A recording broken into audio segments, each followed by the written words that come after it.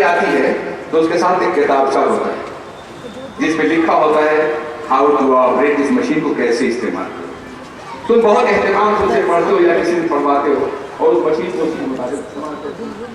اگر تم نے مشین کو مینوفیکچرر یا بنانے والے کی مرضی کے خلاف استعمال کیا تو مشین کبھی نہیں چلے گی. یہ بہت سامنے کی بات ہے, آئے دن کو دیکھتے ہو. اور کبھی کبھی ایسا بھی ہوتا ہے کہ مشین بہت قیمتی ہوتی ہے, بہت فرجائل ہوتی ہے, بہت نازک ہوتی ہے. آج کا دور ہیمرنگ کا دور نہیں ہے, الیکٹرانک کا دور ہے. مشین بہت قیمتی ہے تو مشین کا بنانے والا اس کی فیکٹری کسی آپریٹر کو بھیجتی ہے جو آ کر کے بتاتا ہے کہ مشین کو کیسے استعمال کرو, اور وہ اس وقت تک بتاتا رہتا ہے جب تک مطمئن نہ ہو جائے کہ جس کو مشین فروخت کی گئی ہے وہ استعمال کرنے کی صلاحیت رکھتا ہے. عزیزان ملت اسلامیہ, کائنات میں جتنی مشینیں ہیں وہ انسانوں کی بنائی ہوئی ہے, مگر کروڑوں ایسی مشینیں ہیں جو خدا کی بنائی ہوئی ہیں جس کا تعلق ہمارے وجود سے ہے, آپ کی زندگی سے ہے. مشینیں انسان بناتا ہے, ہم کو خدا نے پیدا کیا ہے, خدا نے بھیجا ہے, خدا نے بنایا ہے, خدا نے تخلیق کی ہے. اس لیے اس نے جب ہمیں پیدا فرمایا تو ہر دور میں کتابیں بھیجی تاکہ اس کی کتاب کے مطابق ہم اپنی زندگی کو چلا سکیں, زندگی کو استعمال کر سکیں. اور صرف کتابیں ہی نہیں, چونکہ انسان سب سے کامیاب ترین مشین تھا, سب سے قیمتی, کائنات کی ہر چیز اس کے لیے پیدا کی گئی, اس لیے انبیاء کرام کو بھیجا تاکہ ہماری زندگی کے لیے رول ماڈل بن کر کے, نمونہ بن کر کے دنیا کو بتائیں کہ ہم اپنی زندگی کیسے گزارنی. اب اگر ہم انبیاء سے تعلق توڑ لیں, اگر ہم کتاب الہی سے تعلق توڑ لیں تو یقین ہماری زندگی کامیاب نہیں ہوگی. مثال کے طور پر کتاب الہی نے کہا کہ شراب مت پیو, حرام مت کھاؤ, اور ہم کھانے لگے.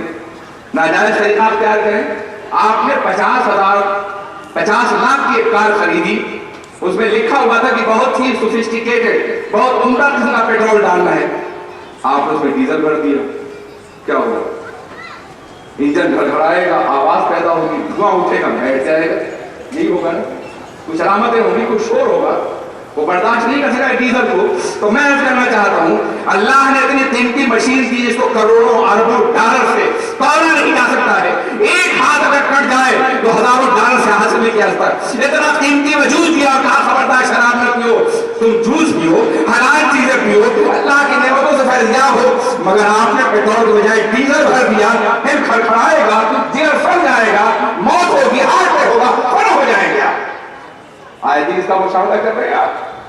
تو قانون فطرت کا تقاضا یہ ہے, زندگی کا قانون فطرت کو مانا جائے. جس نے بنایا ہے وہی بتائے گا آپ کی زندگی کیسے چلائیں. جس نے بنایا ہے وہی آپ کی زندگی کے بارے میں فیصلہ بھی کرے گا, اور یہ سارے فیصلے قرآن میں محفوظ ہیں, رسول پاک کی زندگی محفوظ ہے. یاد رکھیے, جتنے بھی انبیاء کرام دنیا میں تشریف لائے, اللہ نے انہیں تنہا بھیجا, اکیلا بھیجا, مگر بے بس نہیں. ہر نبی کو اپنے اپنے دور کے مطابق معجزہ دے کے بھیجا. جیسی ضرورت تھی, جیسا تقاضا تھا, جیسی ڈیمانڈ تھی, جیسا مطالبہ تھا, جیسے چیلنجز تھے, اس کے مطابق معجزہ دیا گیا. حضرت موسیٰ کے زمانے میں سحر و طریسم کا دور تھا. جادوگر اتنے طاقتور تھے کہ فرعون کا تخت اقتدار, اس کی خدائی بھی جادوگروں کے اقتدار کے نیچے دبی ہوئی تھی.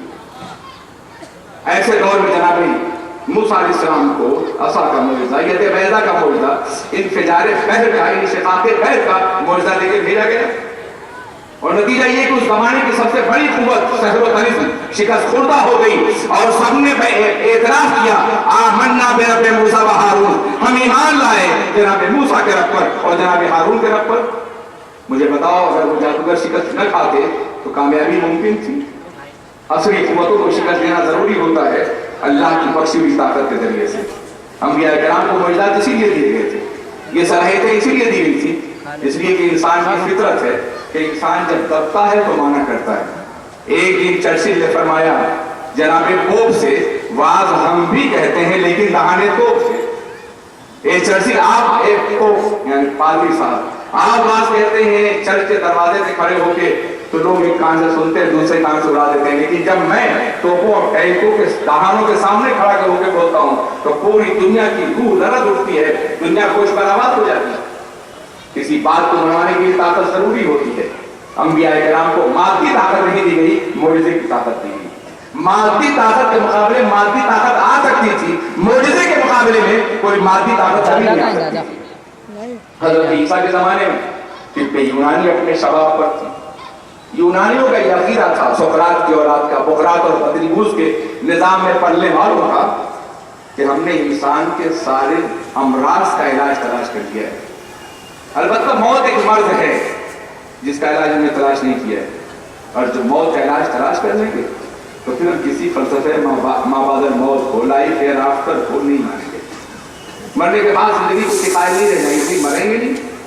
جب مریں گے تو قبر میں نہیں جائیں گے، حساب و کتاب کا کوئی مسئلہ نہیں ہوگا، خدا کی بارگاہ میں حاضر نہیں ہوگی، پھر زندگی ہماری ہوگی، مذاق ہمارا ہوگا، جیسے چاہیں گے ہم دنیا کے اوپر حکومت کریں گے، ظلم کر کے یاد کر کے کوئی پوچھنے والا نہیں ہوگا. ابھی موت کا علاج تلاش نہیں کیا تھا اور نہ کر سکتے تھے.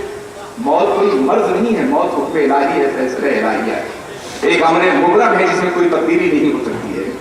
لیکن وہ سمجھتے یہی تھے کہ موت بھی مرضی ہے، اس کا علاج ہم تلاش کر لیں گے. عزیزان ملت اسلامیہ، ابھی موت کا علاج تلاش نہیں کیا تھا انہوں نے کہ ایسے دور میں حضرت عیسیٰ کو مسیحا بنا کر کے بھیجا. اے یونان کے بسنے والوں، تم موت کا علاج تلاش کر رہے ہو. اگر موت کو زندگی بنتے ہوئے دیکھنا چاہتے ہو تو میرے نبی کی بارگاہ میں آؤ. ٹھوکر لگاتا ہے مردہ زندہ ہوتا ہے، اشارہ فرما دیتا ہے مردہ زندہ ہو جاتا ہے. زندگی نبی کے قدموں سے وابستہ ہے. جو قریب ہوتا جائے گا زندہ ہوتا جائے گا، جو نبی سے دور ہوتا جائے گا مرتا چلا جائے گا.